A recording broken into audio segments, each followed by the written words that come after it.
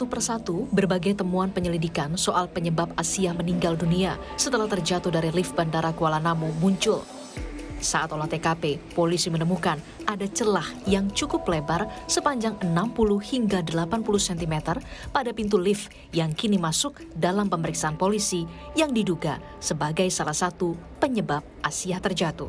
Di sisi pintu yang dibuka dan mengakibatkan kecelakaan itu, teman-teman sekalian, itu ada ruang yang cukup lebar, kurang lebih 60 cm, 40-60 saya hitung kemarin, gitu, dan cukup langsung dari tingkat 3 langsung jatuh ke tingkat 1.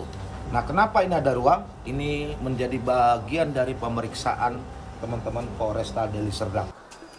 Tentu pertanyaan kemudian muncul, benarkah lift dalam kondisi rusak atau ada dugaan kelalaian hingga unsur keamanan atau safety di dalam lift terabaikan? Anggota Ombudsman RI Robert Naendi Jaweng mengungkap poin krusial, salah satunya uji kelayakan lift di Bandara Kuala Namu terakhir dilakukan pada tahun 2019. Sementara sisanya hanya dilakukan perawatan rutin biasa.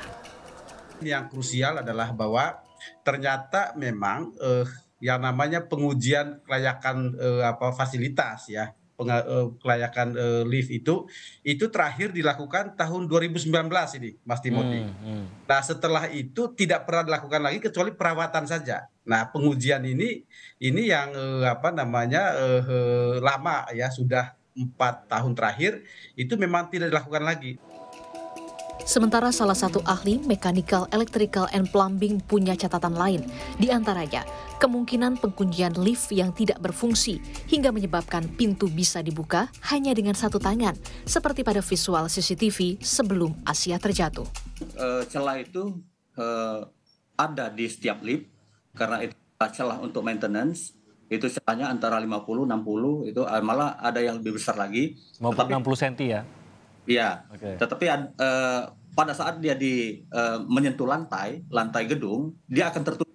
Dia akan ada penutup di lantai itu, dan passenger itu akan bisa keluar dari pintu itu dan tidak kena dari lubang itu. Itu seluruh pintu itu akan terkunci, tidak akan bisa.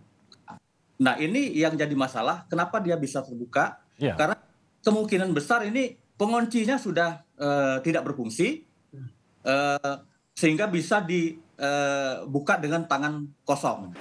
Saat ini pihak keluarga korban telah melaporkan 6 perusahaan, termasuk PT Angkasa Pura II ke Barreskrim Polri dengan dugaan kelalaian hingga menyebabkan korban meninggal dunia. Sementara pengelola Bandara Kuala Namu telah menonaktifkan 5 petugasnya, 2 diantaranya adalah manajer senior operasi dan juga teknik. Tim Liputan, Kompas TV.